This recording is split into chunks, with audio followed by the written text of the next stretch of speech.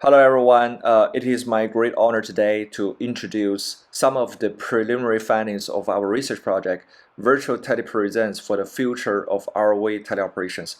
My name is Eric Du. I'm a social professor at the University of Florida. This project is funded by National Science Foundation. We are very happy to have excellent researchers and experts from ABS, University of Hawaii, University of Tennessee, and the University of Florida. So in this project, we aim to renovate and also engage in the new discoveries of ROV operation methods. This is because ROV and AUV play a quite important role for the future marine industry and scientific discoveries. Especially in the next 2 to 3 decades, we project that there will be a growing human presence in the offshore area. For example, because of the climate change, there will be a significant need for the disaster management facilities. We're going to see more and more underwater civil infrastructure projects. And also, with the new discoveries in science and engineering, there's a growing market in renewable energy and ocean farms. So all these new engineering projects and engineering needs would require a new workforce that are going into the offshore area in the next 2 to 3 decades and engage in quite new operations in the future. So we believe that ROV technologies like ROV teleoperations will be a very important part of this system, of this new marine industry. But the challenges are also very obvious. The offshore environment is very complex. The low visibilities, the current, and the turbulence in the underwater environment will make every effort of having this smooth and safe operations of ROV extremely difficult. And also the technologies are not quite ready, such as, for example, the teleoperation needs and also the self-navigation technologies are not there yet. Digging deeper into the challenges of ROV operations, human-in-the-loop process is still heavily involved. Although there are technologies for autonomous ROV and AUV operations, such as self-stabilization and navigation methods, but because of the complexity of the operations and the environment, we still need humans to be the commanders, to be the decision makers. Unfortunately, the operating systems of most ROV systems are quite complicated. Here you see the picture of a crew, ROV crew operating a remote ROV. It requires a significant training to understand the control methods and also to understand how to comprehend the data from the remote system. And also nowadays, ROV operations require significant POB or personnel on board time. That would affect the long-term quality of life of the ROV crew, of course, and also set a really high barrier for entering this particular industry. And unfortunately, most of the ROV only send back the sensor data and the imagery data, and so the situational awareness of the controllers can be definitely impaired. We human beings actually rely everything on what we call the sensory motor process. So we need to see and feel what's going on in the environment to better coordinate our motor actions. But there's definitely a disconnection between the ROV sensing and the human sensation with the current system. And of course, we are talking about a very dynamic workplace. The underwater environment, there are so many unknowns, there are so many unexpected conditions. All this would require the crews to be fairly experienced. So that's why we are setting a very strict ranking system for the operation crews nowadays. We have to say that this would limit the workforce for that fast-growing marine industry in the future. In order to tackle all the challenges related to ROV operations, we propose a new technology called human-robot sensory transfer. That is to convert the robot sensing data into human perceivable sensations in a more natural way. So, for example, the hydrodynamic data collected by ROV can be visualized as colors, as vectors, or maybe even the vibrations on a human body. In that way, we wouldn't need that significant amount of training for a person to become a professional ROV operator. We hope by the end, with this technology, we can significantly lower the barrier for entering this ROV industry. We can broaden the participation of a more general population in this industry. Maybe we can also rescue workers from other industries to enter this ROV industry, for example, construction and the mining industry, and maybe including those who are affected by automation and AI.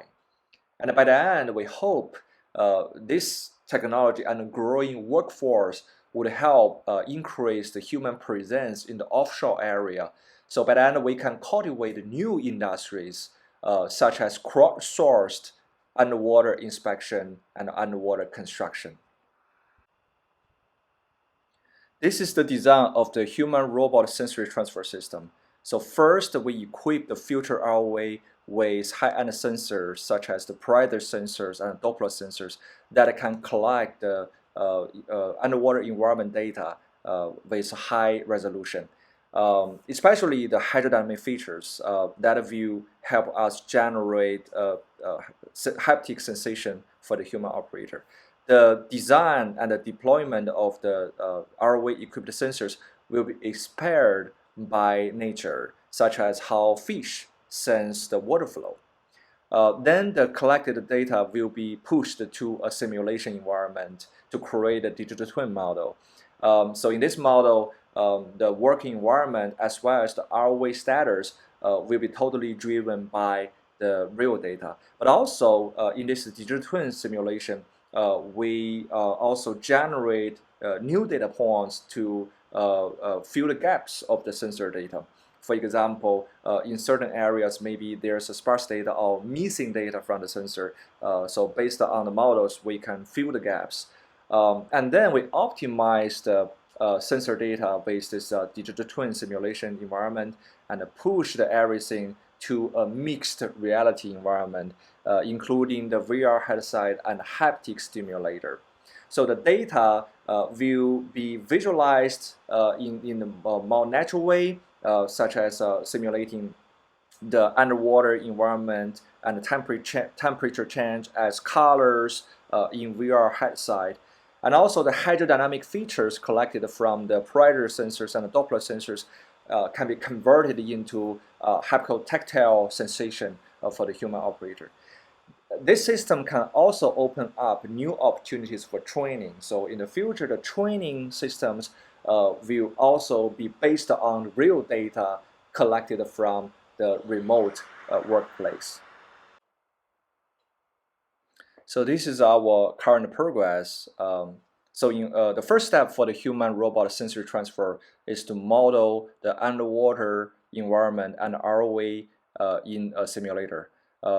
Here is an example that we modeled an underwater workplace and ROV models in virtual reality. A very important step for us is to model the hydrodynamic features in the environment. So we use the particle system to simulate how the water flow hits the ROV model, which will provide important data for the haptic stimulator. The next step is to simulate the abstract data, sensor data, as a human perceivable sensation in an intuitive way. In this example, we simulate the hydrodynamic features via the haptic devices. As you can see in this figure, we modeled 24 sensors on the ROV model, and those sensors would receive the particle systems from the digital twin model and generate different levels of magnitude and frequency. All those data will be pushed to this upper body haptic suit. This haptic suit has 40 vibrators on the front and the back end. And so giving the calculation result from this model, they would generate very different levels of vibration on the human operator. So to put it simple, what the ROV feels, how the water flow hits its own body, would be transferred to this human operator. The human operator would have a feeling that he was the ROV and the water flow is hitting his own body. I just want to mention that at this point of time, the data is mainly based on the simulation. So the water flows, the particles are just based on the physics engine we have.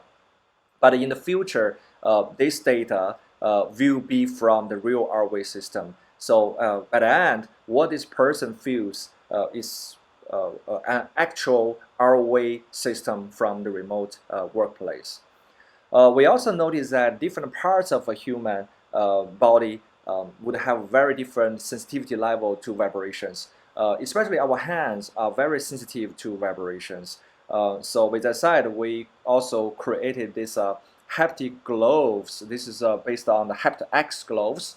So this glove has more than 120 small air pressured bubbles on the palm, and by pressing air in, it can generate a really precise haptic stimulation. Wearing this glove, you can even feel a virtual spatter crawling on your palm. We notice that there are certain operations would generate a very small scale turbulence. For example, docking ROV to a docking station. So this two-level haptic stimulation system would allow different levels of resolution. For the near field hydrodynamic feature, we can rely on this haptic suit to just have an overall understanding of the environment. But when it is needed, the human operator can reach the hands to that work interface to feel the macro level turbulence. We performed the test case for the proof of concept with this haptic stimulation system. In this test case, the participants were required to navigate a virtual ROV from one point to another surrounding this island, but also there are 4 waypoints to stop and to perform inspection tasks to collect imagery data. And we documented the vibration patterns of the haptic suit as follows. And as you can see, giving different gestures of the ROV and also giving different specific areas, the specific zones in this overall map, the haptic suit were able to generate very different patterns. Now we are collecting data from this test case experiment. Especially we want to understand how our system can improve the situational awareness and the perception of the space. So this is a quick demo video of that.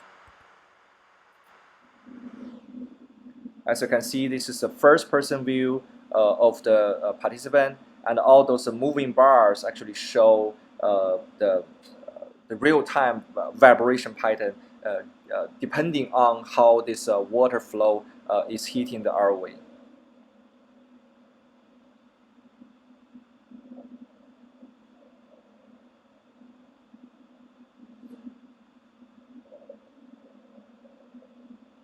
And this is the participant wearing the haptic suit, and at this point of time, what he felt was from this vibration. Oh, sorry, from this simulation.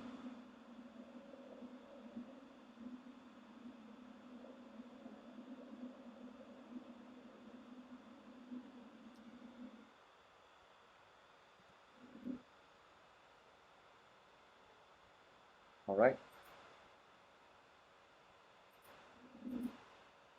So we envision that there will be many opportunities with this particular technology in the future. So first, we expect it to reduce the training requirements.